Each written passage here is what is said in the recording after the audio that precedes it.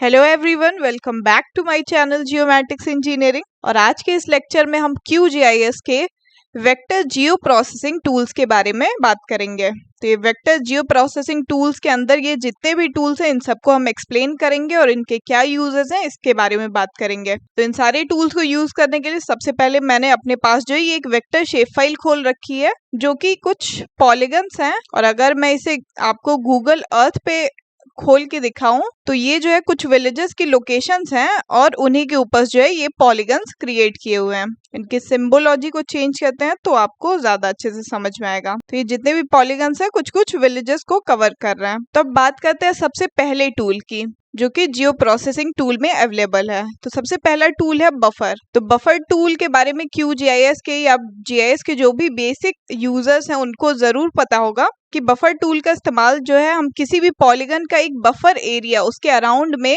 एक proper distance पे जो है एक बफर एरिया क्रिएट कर सकते हैं। जैसे कि यहाँ पे मैंने बफर का ये डायलॉग बॉक्स ओपन होके आ गया। इनपुट लेयर में जो है आपको जिस भी लेयर के अराउंड जो है बफर क्रिएट करना है उस लेयर को सेलेक्ट करना है, जितनी डिस्टेंस पे बफर लेना है। जैसे यहाँ पे मैं इसको 500 मीटर्स का बफर लगा रही हूँ। और बाकी के जो इसमें सेगमेंट्स हैं, एंड कैप स्टाइल है, आप राउंड रखना चाहते हैं, फ्लैट रखना चाहते हैं, स्क्वायर रखना चाहते हैं, मतलब जो आपका बफर क्रिएट होके आएगा वो कर्व्ड आएगा या फ्लैट आएगा या स्क्वायर आएगा, ये जो है आप डिसाइड कर सकते हैं।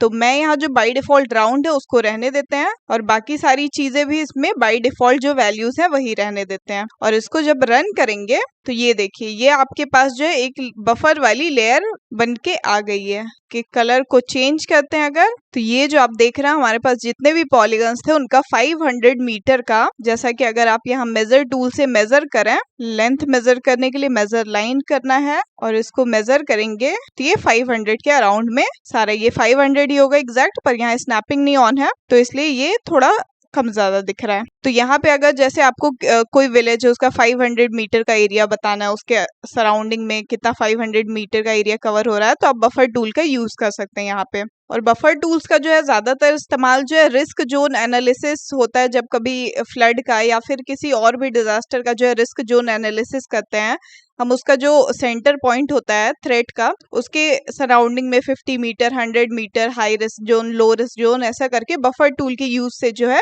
हम डिफाइन कर सकते हैं। इसके बाद जो है वेक्टर जियो प्रोसेसिंग का दूसरा टूल जो कि एक क्लिप, इसके बारे में बात करते हैं। तो क्लिप टूल जो है क्या करता है, इसको समझने के लिए सबसे पहले एक जो है नया पॉलीगन क्रिएट कर लेते हैं। तो सबसे पहले मैंने यहाँ पे लेयर क्रिएट लेयर एक शेप फाइल लेयर क्रिएट कर ली है। इसको मैं सेव कर लेती हूँ पॉलीगन के नाम से और इसकी ज्योमेट्री टाइप जो है ये पॉलीगन ही रखनी है। और कोऑर्डिनेट सिस्टम जो है 43 नॉर्थ जोन में मैं काम कर रही हूँ तो यही जोन सेलेक्ट कर लेते हैं। तो पॉलीगन क्रिएट करने के लिए यहाँ आपको एडिटिंग स्टार्ट करके इस पॉलीगन पे क्लिक करना है और रैंडम मैंने यहाँ पे एक पॉलीगन क्रिएट कर लिया। इसकी आईडी को जो है यहाँ पे 1 दे देते हैं इनपुट और ये हमारा एक पॉलीगन बन के आ गया। इसको सेव कर लेते हैं।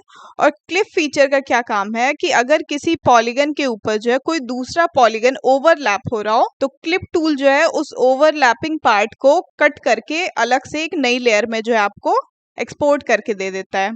तो अब जैसे कि यहाँ पे हमारे पास एक दूसरी लेयर है, एक दूसरी लेयर क्रिएट कर लेते हैं इसके लिए, जो कि मैं एक टेम्परेरी लेयर ही क्रिएट कर लेती हूँ। इसको भी पॉलीगन में कर लेते हैं, प्रोजेक्शन सिस्टम सेम रखेंगे। ये जो है हमारी क्लिपिंग के लिए हम यूज करेंगे इसका, तो एक क्लिप लेयर नाम दे देते हैं और ये स्क्रैच लेयर हमारी एक बन के आ गई।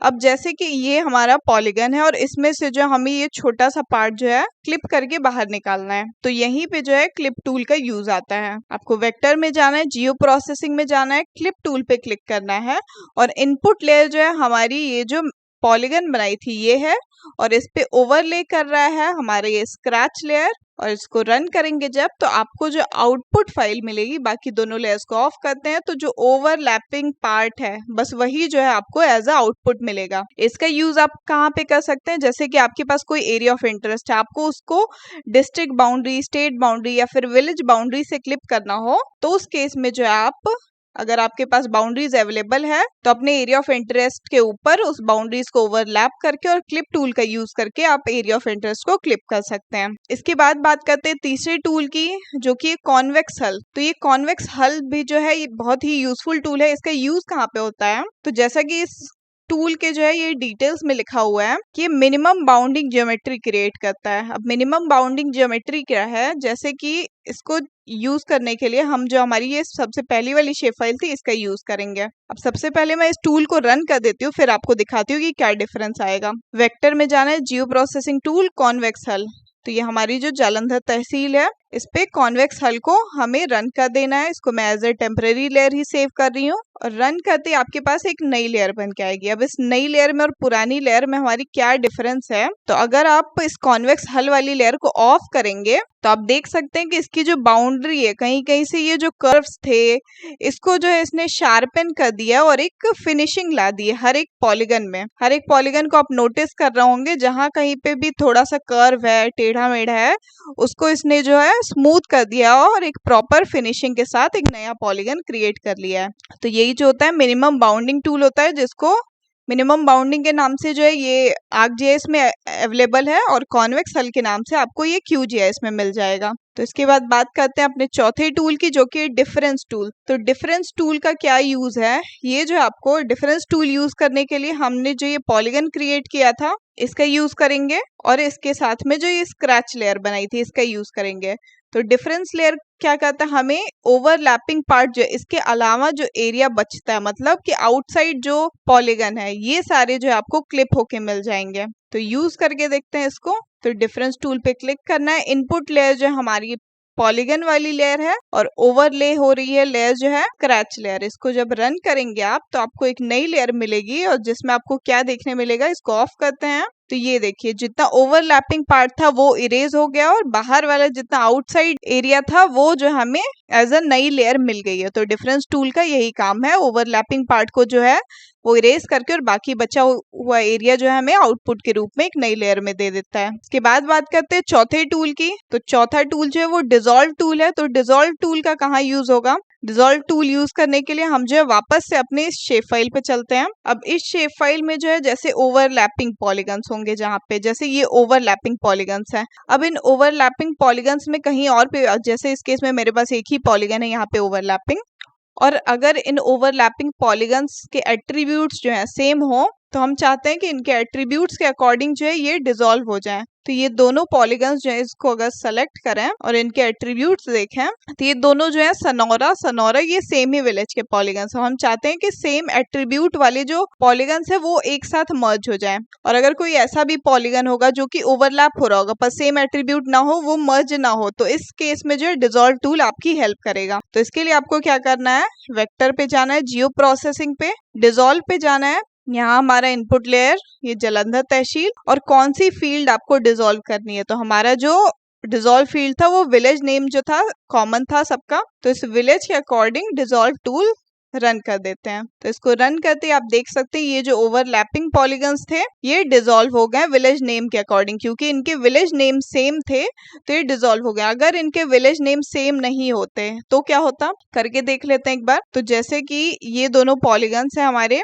इनके अगर विलेज नेम सेम ना हो, जैसे इसको एडिट करके मैं एक का विलेज नेम जो है चेंज कर देती हूँ, इसका नाम सनौरा विलेज कर देते हैं और वो बस सनौरा रहने देते हैं। इनके एट्रीब्यूट्स या फिर नाम चेंज ही कर देते हैं, रामपुर रख देते हैं। तो ये रामपुर विलेज हो गया और वो दूसरा विलेज हो गया।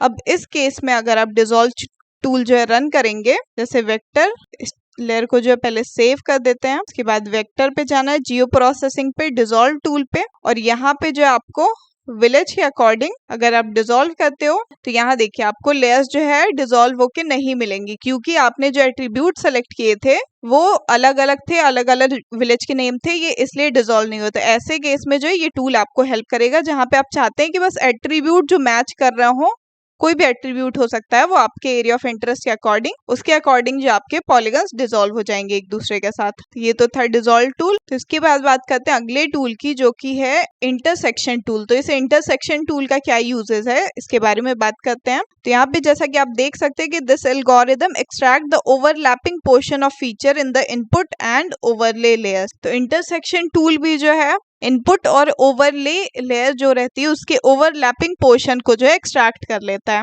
तो इस टूल को यूज करने के लिए जो हमने पॉलीगन लेयर एक क्रिएट की थी इसका यूज करते हैं। जैसे ये हमने एक पॉलीगन लेयर क्रिएट की थी और ये जो है उसके ऊपर एक नया पॉलीगन क्रिएट किया था क्लिप करने के लिए। तो इंटरसेक्शन भी जो एज अ क्लिप टूल ही काम करता है। इसको यूज करके एक बार देखते हैं। तो जियो प्रोसेसिंग में जाना है और इंटरसेक्शन टूल को यूज करना है। तो यहाँ पे हमारा इनपुट जो होगा पॉलीगन लेयर होगी और ओवरले लेयर जो होगी ये स्क्रैच वाली लेयर होगी। और यहाँ जो है इनपुट फील्ड्स टू कीप और leave empty to keep all fields. अगर आपको जो इनपुट फील्ड के जो एट्रीब्यूट्स कुछ कुछ ही रखने ऑप्शनल है तो आप इसमें से सेलेक्ट कर सकते हैं, या फिर अगर आपको एज इट इज सारे फील्ड्स चाहिए तो इसको आप एम्प्टी छोड़ सकते हैं। इसके बाद इसको रन कर देना है। तो रन करते ही आपके पास एक नई लेयर बन के आएगी और जब आप इसको अनटिक करके देखेंगे तो ये देखिए, ये जो हमारा ओवरलैपिंग पोर्शन था जो हमने बनाया था वो पार्ट जो है बस एक्सट्रैक्ट होके बाहर आ गया। तो ये भी जो है एज अ क्लिप टूल के ही तरह काम करता है। इसके बाद बात करते हैं अगले टूल की, जो कि सिमेट्रिकल डिफरेंस। तो ये सिमेट्रिकल डिफरेंस टूल भी जो हमारे डिफरेंस टूल की तरह ही काम करता है। इसको भी देखते हैं। तो सिमेट्रिकल डिफरेंस क्या होता है इसके बारे में अगर पढ़ें तो this algorithm extract the portion of feature from both input and overlay layers that do not overlap, जो एक दूसरे के साथ ओवरलैप नहीं होती, जो कि डिफरेंस टूल ने भी ऐसा ही कुछ आउटपुट हमें दिया था। तो इसको यूज करने के लिए हम फिर से उसी पॉलीगन लेयर का यूज करेंगे और जो स्क्रैच लेयर जो हमने छोटा पॉलीगन बनाया था उसका यूज करेंगे। इसको रन करेंगे तो आप देख सकते हैं कि जो आउटपुट आया है ये जो नॉन ओवरलैपिंग पार्ट है ये एज आउटपुट के फॉर्म में आपको मिल गई है नई लेयर। तो ये जो है ये सिमेट्रिकल डिफरेंस होता है। इसके बाद बात करते हैं अगले टूल की। तो अगला टूल जो है यूनियन है। यूनियन आप सबको ही पता होगा, मैथमेटिक्स में सबने पढ़ा हुआ है कि ये जो है जितने भी पॉलीगन आप यूनियन में जो है एज अ इनपुट दोगे तो वो ओवरलैपिंग नॉन ओवरलैपिंग जितना भी एरिया होगा सबको कंबाइन करके एक नया आउटपुट जो आपको जनरेट करके दे देगा। तो इसको चेक करते हैं। और इसको चेक करने के लिए जो हम ये बड़े वाले पॉलीगन का यूज करेंगे और इसमें जो है एक न्यू स्क्रैच लेयर जो है हमारी ये इसको रिमूव करते हैं। एडिटिंग स्टार्ट करते हैं, इस लेयर को रिमूव करते हैं और इसमें एक नया पॉलीगन क्रिएट करते हैं जो कि थोड़ा साइड में होगा, तब आपको जो है यूनियन ज्यादा अच्छे से समझ में आएगा। तो ये हमारी पहली लेयर है और ये दूसरी लेयर है। तो इसमें कुछ पार्ट ओवरलैप भी हो रहा है, कुछ नॉन ओवरलैप भी हो रहा है। तो इस केस में जो अब यूनियन को हम रन करेंगे तो सबसे पहले इस लेयर को सेव कर लेते हैं और वेक्टर पे जाना है, जियो प्रोसेसिंग टूल, और यूनियन को जो हमें रन करना है। तो इसके लिए इनपुट लेयर जो हमें पॉलीगन लेनी है और ओवरले लेयर जो है ये न्यू स्क्रैच लेयर जो हमने बनाई है इसे लेना है। अब इसको रन करेंगे आप तो एक नई लेयर मिल जाएगी आपको जिसमें जो है ओवरलैपिंग पार्ट ये था एक अलग से और ये नॉन ओवरलैपिंग पार्ट था एक अलग से।